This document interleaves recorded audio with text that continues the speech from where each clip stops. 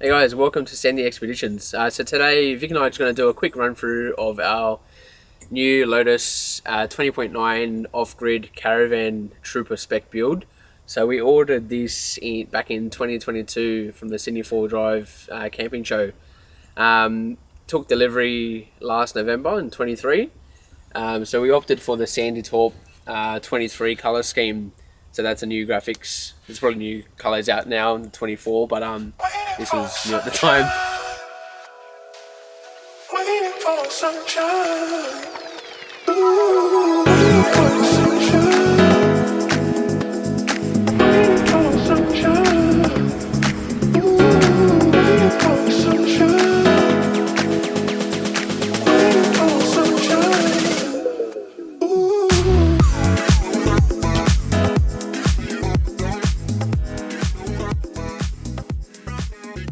So we'll start at the front here. So pretty much we've got the Cruise Master D 35 hitch. So that's the articulating. So in the case, if your van does roll over, the car shouldn't roll over with it. So that's a safety feature. So then there's also a breakaway system. So again, if the van comes detached from the car, the electric brakes will kick in and bring the van to a halt. So at the front, the jockey wheel here, so that's just the Sandy one that come with it, but we're looking at different options just because it's a real pain. It's heavy and just, winding it up. So we're looking at different options. So if you caravanners out there have any suggestions, pop them down in the comments. We'd love to hear them. At the front here, you've got the rock guards. We've already done damage to the rock guards with the ute hitting it on full lock.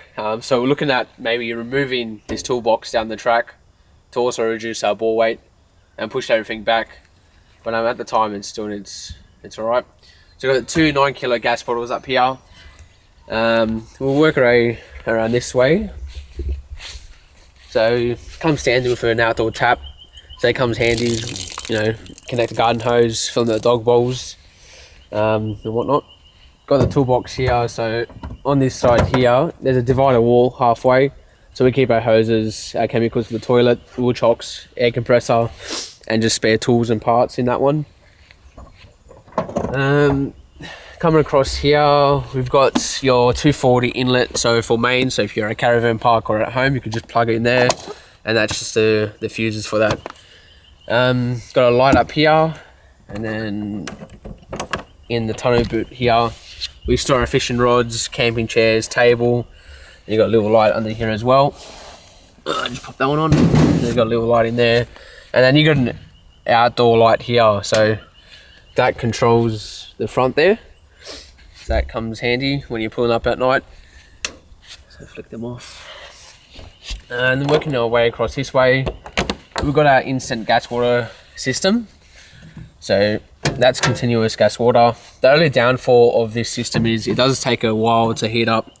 So you lose quite a bit of water, but there is water saving devices on the market which we'll look at installing, because we struggled to get 3 days of water. So we've got 295 litre tanks, a designated 50 tank drinking water, and then also a 50 litre grey water tank.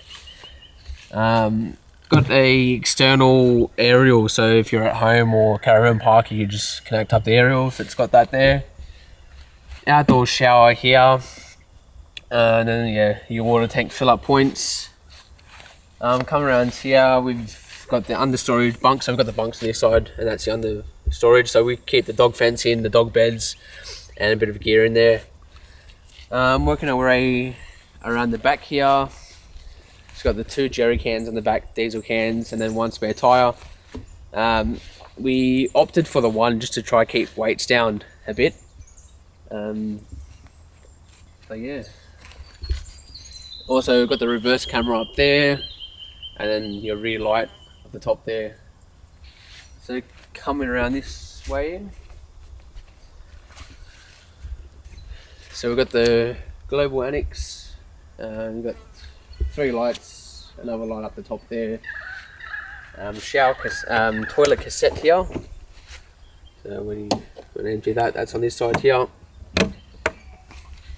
We've got the Fusion speakers, and then you also got your outdoor unit up here, so you can control your Fusion stereo. You got the TV mount if you want to have an outdoor TV, just some charging points, another cigarette lighter there, and then you got also another 12 volt lighter for any air compressors. But while we're down here, so we've got the Cooper's all-terrain set on 17-inch on the ATX Cruise Master suspension. So we did the upgrade for that, the Trooper upgrade spec. So that's your airbags. This is my favorite pit. They're self-leveling, so pretty much hitting them, turn the air compressor on, flicking these onto auto. That will bring up your van to your ride height. So then once it's reached its ride height, you flick them back on manual, turn the compressor off, and that's your travel height. And then there's a lot of misconception of the self-leveling is it's not when you're at camp you just put on auto and it self-levels. It's more the automatic self-leveling to get the ride height. But then you can flick them onto manual mode, and then you can adjust the leveling.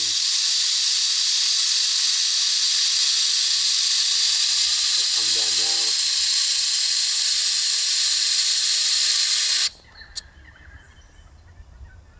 Then you can level it that way.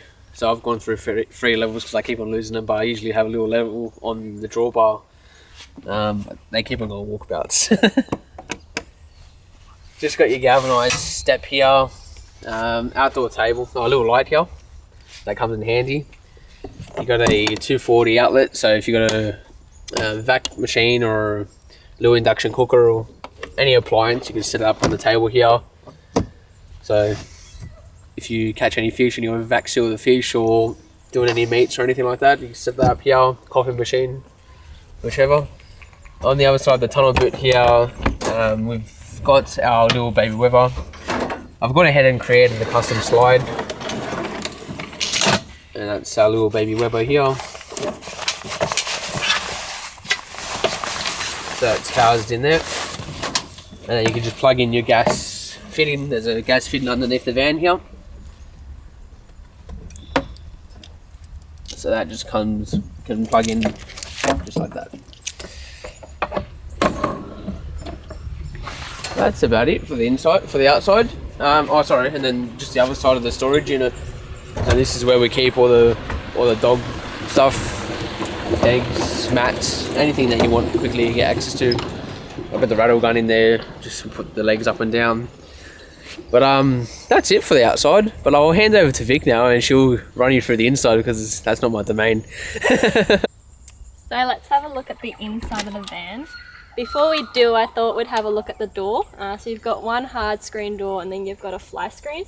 So if you are wanting a bit of airflow, or you're at the beach and you want a bit of coastal breeze, you can pull the hard door back and then just clip it in like so.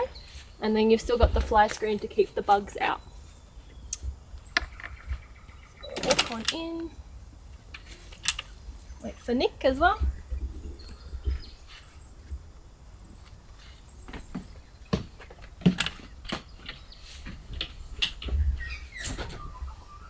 I'm gonna hop over here so you get a bit of a shot. While we're at the door, I thought I'd just show the blinds. So you've got this that comes down, so when you're ready to sleep and to keep the sun out, you've got that as well, and then it just flicks up like so. If we also have a little look at the windows, you've got like a day and night system. So the days come down and they just magnetically clip to the bottom one. If you want a night one, that comes up, or if you want a little bit of both, you've got that option as well, and then they also separate. And then in terms of the windows, they lock on the outside, so it's just about pulling them towards the inside, and then they open like so, and then you've got the knobs to tighten and loosen them into position. And you can put the fly screen down like so. We might just close that so we don't let any more critters or huntsmen in like we did last night. While we're here, I might also show the cupboards. So on each side of the bed, you've got an upright full-length cupboard, and then we've also got a little bit of a bedside table and cupboard underneath. Because we do have the gas heater, so we can probably see the little knobs here. We do lose a bit of storage in the under bedside cupboards, as well as under the bed, which I'll show in a little bit. But in terms of full length storage, personally, I'm not a huge fan of the coat hanger racks. I feel like we do lose a lot of space. When you fold the clothes and stack, you probably get 2 widths of clothes fully stacked in when you're doing bigger trips. But what I will say I do like about the coat hangers is when you are doing washing and it's raining outside, we also have another little curtain rod towards the back, which we'll show you later, but you can hang them there and they dry a little bit better as well when it is raining. So there is that. And then you've also got the overhead storage cupboards as well. If we look here, we've got our Clipsal bed head lights as well. So they've got 2 settings as well. So if you want to do a bit of reading, you've got that option, and then we've also got the Fusion speakers, which Nick touched on outside. So if you're in bed watching TV, you've got the radio going, you can play them through those speakers as well. We also have the Sirocco fan. So this is essentially 360 degrees, so you've got a lot of different turning angles, which is quite helpful in a small space. If I was to build another van, I probably would have installed a few more of these in. So in the off-grid, it comes with just the one fan that's positioned between the main bed and the kitchen. I believe in the Trooper they have an extra 2 in the bunk area, and I'd probably get some extra fans in that area if I was to get another van in the future. If we have a quick look under the bed, so it lifts up quite easy. We've got, again, a lot of our storage taken up from the gas heater, but still decent storage. So we do house the TV under there, and then we've also got some snorkeling gear and wine under there. What I will point out as well is you've got the slides under the bed. There's 4 on each side, and that does help with the firmness of the bed. So the further they're out, apparently the softer the bed, the closer they're in, the firmer. We did actually change the mattress out after 3 days. So we had 3 nights sleep on the standard mattress, woke up with a sore back. So we just used the spare bed double mattress that we did have. There is a little bit extra space on the sides now. Nick will probably disagree, but I actually quite like the double because you do have a little bit extra space, a little bit easier to get around, and a lot easier to make the bed as well. So that makes me very happy. We might have a look at our electronics next. So in here is where it sort of all happens. So first we've got our inverter and a drive here. So when you do want to make your coffee or your toast in the morning, you can power that on. And then we also have the Red Vision display by REDARC. So at the moment you can see it's currently charging by solar, but when you are traveling you can see when it's powered by the car or when it's plugged into mains as well. And then we also have our RV electronics, which monitors our water usage. So we have the 2 big 95 litre tanks as well as the 50 litre designated water tank. And then towards the left a little bit more, we've got our hot water, so you can set the temperature on that. We leave it on the max, which is 51, and then here we've got our powers and fuses. And then, as a lot of van owners probably know, they do come with a lot of keys, so to organise them a little bit better, we've just picked up a key organiser at Bunnings, which makes our life a little bit easier as well. While we're here, we might also look at our cookware. So we do love our cooking, so again, makes us very happy, but we do have a 4-burner gas stove here as well, and then we also have a gas oven as well as a gas grill. What else I will quickly show as well, obviously space is quite limited in a van, but something I do love when we do wash up is generally, if I have cooked on the stove, I'll clean that first, but when we are washing dishes, having just a dry mat that you can put underneath, and it's quite lightweight, saves the bench tops from getting all soaked and dirty. If we look at our sink as well, we've got our standard tap, and then we also have our drinking water tap, which is quite handy as well there. And then looking at storage that we've got for the cupboards as well, you've got your 3 drawers, so you do have your cutlery drawer, and then we have our other ones here as well. I do quite like, you can pick up some grey containers generally from Kmart, Bunnings or online, and I find that these house your little bits and pieces a little bit better as well, so we have done that. And then in the last cupboard, we do have our cookware. The one thing I've noticed is because it is heavy duty cookware, we do have a few scuff marks. Again, I've tried to avoid that with all the cardboard in between the pans, but I feel like maybe a soft linen case or bucket that you might pick from Kmart could potentially help a little bit better in that instance. But again, if anyone has any tips, would love to hear them. And then in terms of containers, again, because storage is quite limited, you probably wouldn't realize, but there's actually 5 containers in here. So I'm a big fan of the Sistema Ultra Compact range, and again, you can get a lot out of it with minimal storage space.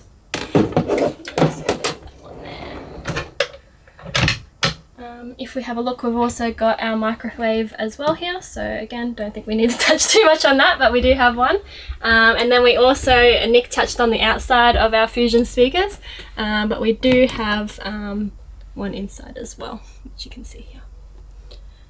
And similarly, you can control either inside or outside. So one of the limitations of having bunk beds is that you do lose a bit of pantry storage. So most of our pantry items are housed in our upright cupboards. As I mentioned, I do love my containers and labelling, so we do have them there.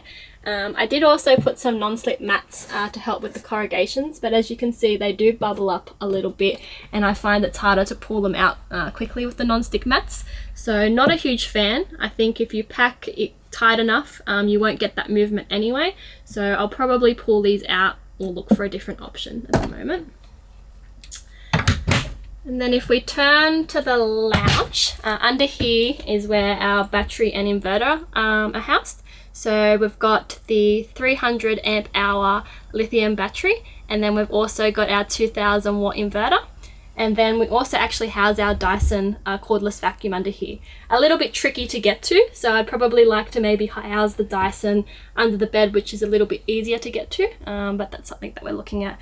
And then of course you've got your table as well, so again, you can slide it in, you can slide it out. When I am cooking or prepping dinner, I also use it as extra bench space, so again, quite like that as well. And then we have our full upright Dometic fridge as well, so that'll run on 240 and 12 volt there as well.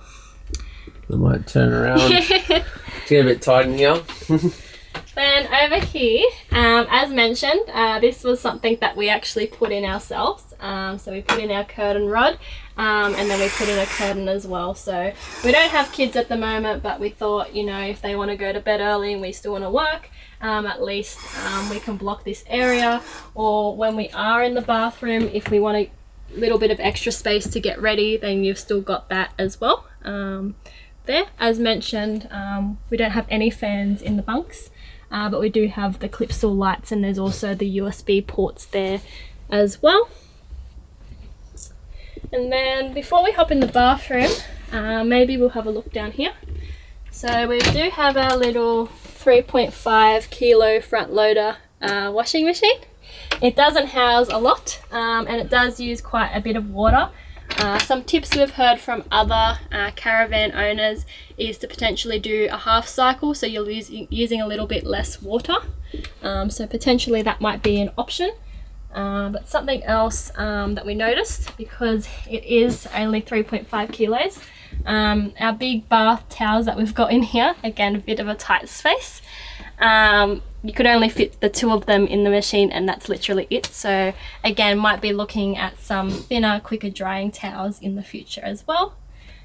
Something else that we did also add to our shower is, again, a little bit more hanging space. So particularly for our bath mat and face washers, we've got that option. And then we've also got the little shower caddy as well to put our shampoos and soaps in. These are all Fusion locks. We went away for 3 weeks, and touch wood, they haven't come off. We've been on beaches, we've been on a bit of corrugated roads, and nothing has come off at all. And then we've also got our sink, and then we've got our upright cupboards. We use the N1 as a first aid cupboard, so that's where we house all our first aid items. And then we've also got the Fusion lock toothbrush holder, and then also the soap holder.